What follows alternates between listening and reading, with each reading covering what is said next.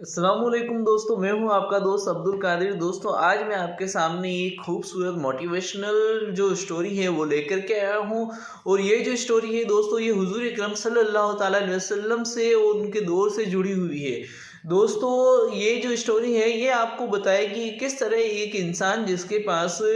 कुछ भी नहीं है, यानी जीरो फाइनेंस है, यानी उसको बिजनेस करने के लिए, तिजारत करने के लिए उसके पास कुछ भी नहीं है, वो किस तरह सक्सेस हो सकता है, किस तरह वो मेहनत कर करके आगे बढ़ सकता है। इसी के से रिलेटेड ये स्टोरी है। भीख मांगने का काम है वो गलत है। आज अगर दुनिया में देखें, अगर नज़र फेरें तो हम देखेंगे कि सिख कौम में आपको कोई भिखारी नहीं मिलेगा, जैन में कोई भिखारी नहीं मिलेगा, बौद्ध में नहीं मिलेगा। यानी वो मिलेंगे तो उनके उस तरह के जो होते हैं उस तरह के मिलेंगे, लेकिन भिखारी नहीं मिलेगा। अगर आप हिंदुओं की भी बात करेंगे, हिंदुओं में भी बहुत कम आपको भिखारी मिलेंगे। लेकिन अगर हमारी कौम की बात करें तो आप चाहे किसी भी दरगाह, किसी मस्जिद के बाहर आप देख लीजिएगा, कोई भी जुम्मा होगा तो आपको मस्जिद के बाहर भिखारी मिल जाएंगे। और अगर किसी भी दरगाह का पर अगर आप देखेंगे तो आपको सैकड़ों की तादाद में भिखारी मिल जाएंगे। लेकिन क्या आप ये जानते हैं कि इस्लाम, यानी कि जो अल्लाह रब्बुल इज़्ज़त का जो हमारे लिए वाहिद एक मज़हब है, एक दीन है, वो और हुजूर अकरम सल्लल्लाहु अलैहि वसल्लम जो हम तक वो पहुंचाने वाले, क्या हमें इस तरह से जो भीख मांगने जो है वो सिखाते हैं क्या? तो अगर आप देखेंगे तो कुरान की तालीमात में कहीं पर भी आपको भीख मांगने की तालीमात आपको नहीं दिखाई देगी। इसी तरह से अगर आप हुजूर अकरम सल्लल्लाहु अलैहि वसल्लम की ज़िंदगी का मुताला करेंगे तो आप किसी को भी इसके लिए अप्रिशिएट कर रहे हो या किसी का ऐसे अमल पर खुश हो रहे हो कि वो भीख मांग रहा हो, ऐसा आपको कोई किस्सा सुनाई नहीं देगा। तो चलिए दोस्तों, बिना देरी के मैं आपको एक किस्सा सुनाता हूँ और बताता हूँ किस तरह हुजूर अकरम सल्लल्लाहु अलैहि वसल्लम ने एक मिसाल पेश की हम जैसे लोगों के लिए, कि अगर बुरा वक्त आता है आपकी ज़िंदगी में तो आपको भीख मांगने की बजाय कोई अल्टरनेट सोचना चाहिए और किस तरह से आप जीरो फाइनेंस से काम कर सकते हैं, ये हम इस स्टोरी से जानेंगे। तो दोस्तों आइए मैं आपको बताता हूँ ये स्टोरी। दोस्तों, होता कुछ ये है कि एक सहाबी जिन पर एक बुरा वक्त आता है और उनके पास में मालो ज़र जो भी होता है वो ख़त्म हो जाता है, उनका बिज़नेस वगैरह ख़त्म हो जाता है, तो हुजूर अकरम सल्लल्लाहु अलैहि वसल्लम की बारगाह में पेश होते हैं और वो फरमाते हैं, या रसूलुल्लाह सल्लल्लाहु अलैहि वसल्लम, मेरे पास में कोई भी सरमाया नहीं है कि मैं तिजारत कर सकूं, और ना ही मेरे पास मतलब खाने पीने का कोई आसरा है जिससे कि मैं अपनी ज़िंदगी चला सकूं और अपने परिवार को पाल सकूं। तो आपसे गुजारिश है कि मुझे आप कुछ अता कर दीजिए। यानी कि वो हुजूर अकरम सल्लल्लाहु अलैहि वसल्लम से कुछ मांगने आए थे। तो हुजूर अकरम सल्लल्लाहु अलैहि वसल्लम खड़े हुए और आपने उनकी वो बाजुओं से पकड़ा, और जैसे कि उन्होंने पकड़ा तो उन्होंने कहा कि तुम एक तंदुरुस्त और हट्टे गट्टे इंसान हो, तुम्हें नहीं लगता कि तुम्हें मांगना नहीं चाहिए? तो वो कहते हैं, या रसूलुल्लाह, मैं क्या कर सकता हूँ, मेरे पास पैसे नहीं है, मैं किस तरह से अपने परिवार को पालूँ, मैं मतलब एक तरह से लॉस में चल रहा हूँ, तो मैं क्या कर सकता हूँ? तो रसूलुल्लाह सल्लल्लाहु अलैहि वसल्लम उन्हें किसी भी तरह की इमदाद नहीं देते हैं और उन्हें कहते हैं कि जाओ, जाकर के बाजार में जाकर के बैठ जाओ। तो रसूलुल्लाह सल्लल्लाहु अलैहि वसल्लम का हुक्म था, तो वो कर भी क्या सकते थे, वो बोल भी क्या सकते थे। दिल ही दिल में तो ये सोच रहे होंगे कि मैं तो रसूलुल्लाह सल्लल्लाहु अलैहि वसल्लम के पास मांगने आया था, वो दो आलम की सरदार है, वो पूरी दुनिया को उनके सदक़े में मिलता है, वो मुझे उम्मीद थी कि हुजूर सल्लल्लाहु अलैहि वसल्लम मुझे भी कुछ ना कुछ तो अता कर ही देंगे। लेकिन जब उसने देखा कि रसूलुल्लाह सल्लल्लाहु अलैहि वसल्लम उन्हें कुछ भी अता नहीं कर रहे हैं, बल्कि उसने कह रहे हैं कि जाओ, जाकर के बाजार में बैठ जाओ, तो उन्होंने सोचा चलो अल्लाह के रसूल ने बोला तो उसमें कोई ना कोई तो मसीहत होगी ही होगी, उन्होंने कुछ ना कुछ तो सोचा ही होगा। ये सोच करके वो बाज़ार में जाते हैं, एक अनाज का जो बाज़ार था वहाँ जा कर के वो एक जगह बैठ जाते हैं, एक कोने में, एक दुकान के कोने में वहाँ पे बैठ जाते हैं किनारे पे। तो जो दुकानदार होता है वहाँ का, जिस दुकान के किनारे पे वो बैठे होते हैं, वो सोचता है कि हो सकता है किसी से कोई काम होगा, किसी से मिलना होगा, तो इसलिए ये शख्स यहाँ आकर के बैठा होगा। तो वो कुछ भी उन्हें नहीं बोलते हैं, यानी वहाँ बैठा रहने देते हैं। लेकिन जैसे जैसे मतलब दिन ढलता जा, मतलब जैसे दोपहर होती है, दोपहर के बाद दिन ढलने की जब शुरुआत होती है, यानी धीरे धीरे दिन जब ढलने लगता है, तो वो देखते हैं कि ये शख्स अभी तक भी ये मेरी दुकान के इधर कोने पे बैठा हुआ है। तो उन्हें थोड़ा गुस्सा आ जाता है कि भाई ये आदमी जो है मेरी दुकान के बाहर क्यों बैठा हुआ है। तो वो यूँ कहते हैं कि ए भाई तुम मेरी दुकान के बाहर क्यों बैठे हो, अगर तुम्हें कोई काम नहीं है, तुम्हें कोई मिलने नहीं आ रहा है तो क्यों खामखा मेरी दुकान के बाहर तुमने भीड़ जमा कर रखी है, यानी मेरी दुकान के बाहर की ग्राहकी को रोक रखा है। जाओ उठो निकलो यहाँ से और मुझे मेरा कारोबार करने दो। अब लोगों के आने का वक्त हो गया, यानी शाम ढल गई थी। असर के से पहले का जो वक्त होता है और असर के बाद का जो वक्त है, यानी जो शाम का वक्त होता है जब लोग तिजारत करने के लिए सामान खरीदने के लिए नॉर्मली मार्केट निकलते थे, तो वक्त करीब था। तो उन्होंने कहा कि भाई निकलो यहाँ से, मुझे मेरा काम करना है, कारोबार करना है, लोग सामान खरीदने आने वाले और तुम यहाँ बैठे हुए हो। तो वो कहते हैं, वो सहाबी कहते हैं कि ये भाई मैं मेरी मर्जी से यहाँ आकर के नहीं बैठा हूँ, मुझे रसूलुल्लाह सल्लल्लाहु अलैहि वसल्लम ने कहा है कि जाओ जाकर के बाज़ार में बैठ जाओ, इसलिए मैं यहाँ आकर के थोड़ी मुनासिब जगह देख करके यहाँ बैठ गया हूँ। तो जब वो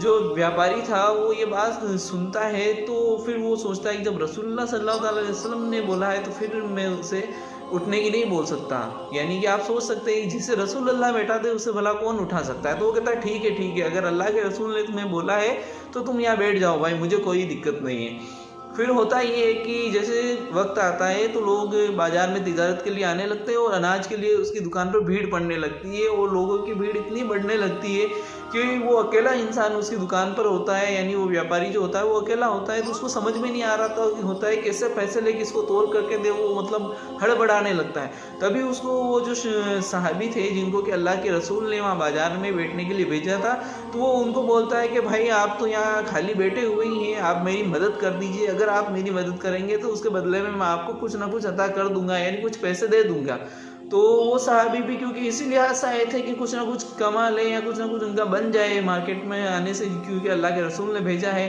तो ज़रूर कुछ ना कुछ सोच करके भेजा होगा, ये सोच करके वो आए थे। तो वो कहते हैं बिल्कुल मैं एक काम करता हूँ, मैं तोल करके ग्राहकों को देता हूँ, आप देखते जाइए और आप पैसे लेते जाइए। तो व्यापारी खुश हो जाता है कि मेरा काम आसान हो गया और वो ऐसा ही करता है, वो लोगों से पैसे लेते जाता है, उनको बताते जाता है फला को इतना तोल के दे दो, फला को इतना तोल के दे दो।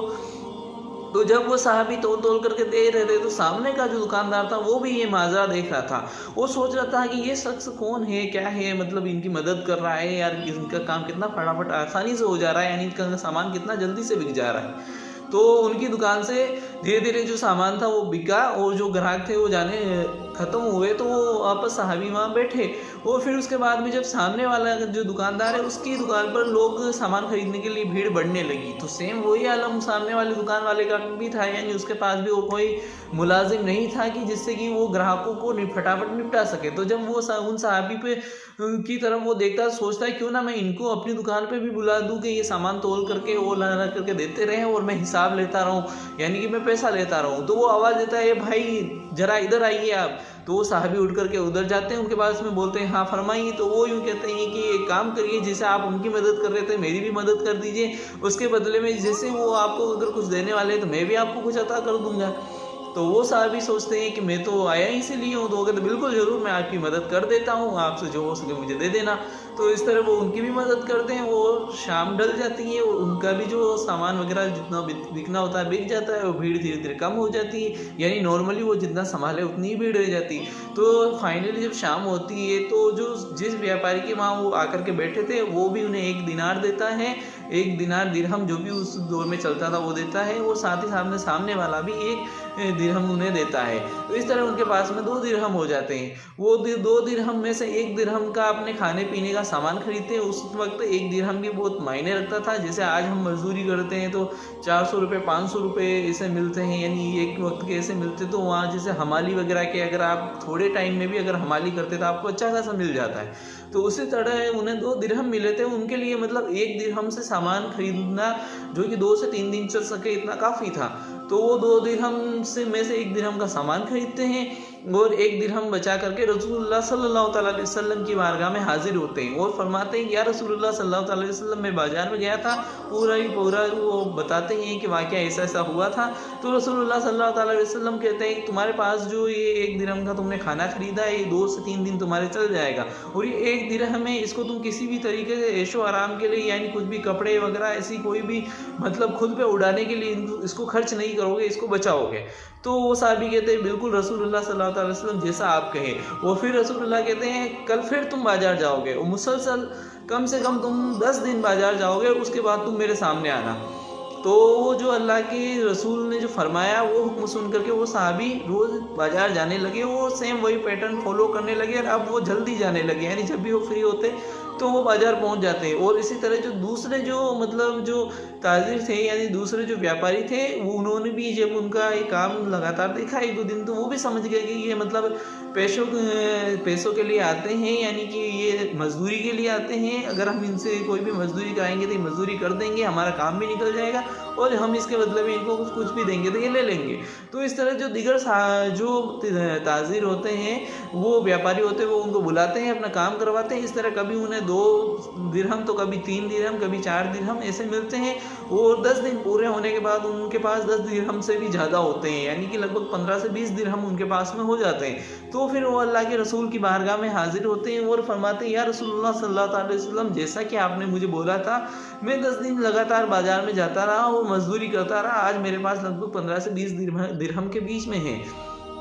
तो रसूलुल्लाह सल्लल्लाहु अलैहि वसल्लम कहते हैं बहुत अच्छी बात है, तुमने मेहनत की, अब एक काम करो इन 15 से 20 दिरहम जो कि तुम्हारे पास हैं इनसे जा करके बाजार से अनाज खरीदो और एक किनारे बैठ करके उस अनाज को बेचो।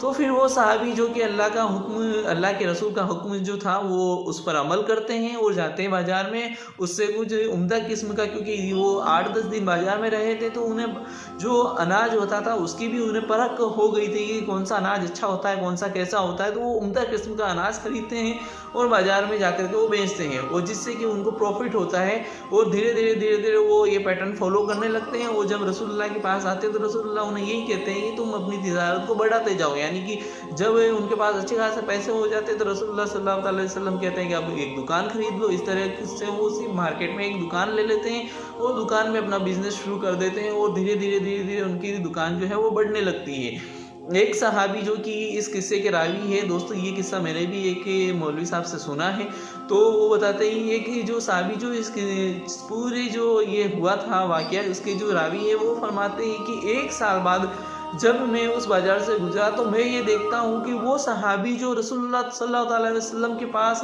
कुछ मांगने के लिए यानी भीख के तौर पर मांगने के लिए आए थे, खुद को बहुत मजलूम बता रहे थे और ये बता रहे थे कि उनके पास करने के लिए कुछ भी नहीं है, यानी वो बहुत ही मजबूर है, उनके पास कोई ताकत वगैरह यानी कि वो तिजारत कर सके वैसा उनके पास सरमाया भी नहीं है, यानी वो जीरो फाइनेंस की कंडीशन में है। आज उनकी हालत ये थी कि उस बाज़ार में उनसे बड़ा व्यापारी कोई नहीं था।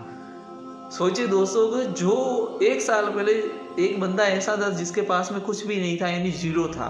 उसने रसूलुल्लाह सल्लल्लाहु अलैहि वसल्लम का हुक्म माना और बाज़ार में गया, उसने मजदूरी की, यानी एक सहाबी होते हुए उन्होंने मजदूरी की। अगर दोस्तों अगर हम हमारे जो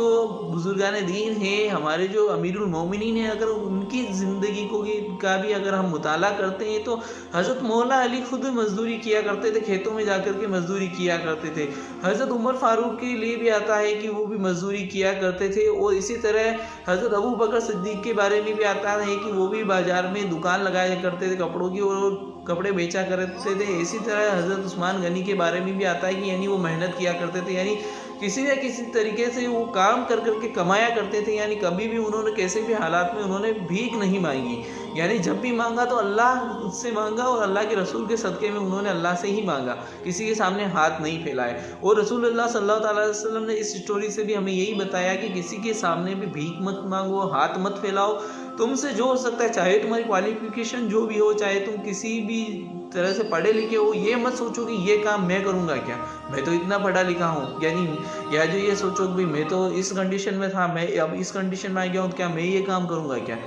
ऐसा आपको कभी नहीं सोचना चाहिए। इस स्टोरी से हमें ये पता चलता है कि अगर हमारे पास जीरो फाइनेंस भी है और अगर हम रसूलुल्लाह सल्लल्लाहु अलैहि वसल्लम की तालीमात पर अमल करते हैं और मेहनत करने के लिए अगर हम तैयार हैं, अल्लाह ने जो हमें कुव्वत दी है, हमें ताकत दी है, हमें जो दिमाग दिया है, क्योंकि अल्लाह रब्बुल इज़्ज़त हर इंसान को कुछ ना कुछ ज़रूर अता करता ही करता है, किसी को जिस्मानी ताकत ज़्यादा अता करता है, किसी को दिमागी ताकत ज़्यादा अता करता है, यानी किसी न किसी तरीके से अल्लाह रब्बुल इज़्ज़त हर इंसान को परफेक्ट बनाता है। अगर हम वो हमारी खूबी को समझ लेते हैं। और अगर हम जैसे बहुत से इंसानों में अल्लाह ये भी खूबी अता फरमाता है कि वो किसी भी हालात में हार नहीं मानते हैं, चाहे उनके सामने कैसी भी जो कंडीशंस आ जाए, कैसी भी ज़िंदगी में परिस्थिति आ जाए, लेकिन वो हार नहीं मानते। और ये हार ना मानने का जो भी गुण होता है ना, ये भी अल्लाह की तरफ से दी हुई एक ताकत ही होती है। तो अल्लाह रब्बुल इज़्ज़त हर इंसान को ताकत अता फरमाता है और उससे वो चाहे तो अपने जो मकाम है, मर्तबे को जीरो से टॉप पर ले जा सकता है। और यही हुज़ूर अकरम सल्लल्लाहु अलैहि वसल्लम की भी हम लोगों के लिए नसीहत थी कि जब भी मुसीबत आए ज़िंदगी में तो भीख मत मांगो, भीख मत मांगने की बजाय मेहनत करो, चाहे मजदूरी करनी पड़े तो मजदूरी कर लो। तो आपसे भी गुजारिश है कि कोशिश करते रहें और कभी भी खाली बैठने की बजाय या जो किसी के सामने हाथ फैलाने की बजाय ये कोशिश करें कि आप कुछ ना कुछ करें और कुछ ना कुछ कमाएं और ख़ुद को कामयाब करें और अल्लाह रब्बुल इज़्ज़त के सामने एक बेहतर बंदा बन करके पेश होए। तो दोस्तों ये थी हमारी एक मोटिवेशनल स्टोरी जो कि हुज़ूर अकरम सल्लल्लाहु अलैहि वसल्लम के दौर से जुड़ी थी। बताया, उम्मीद है आपको ये पसंद आया होगा। अगर पसंद आया तो हमारे वीडियो को लाइक करें, चैनल को सब्सक्राइब करें। अस्सलाम वालेकुम।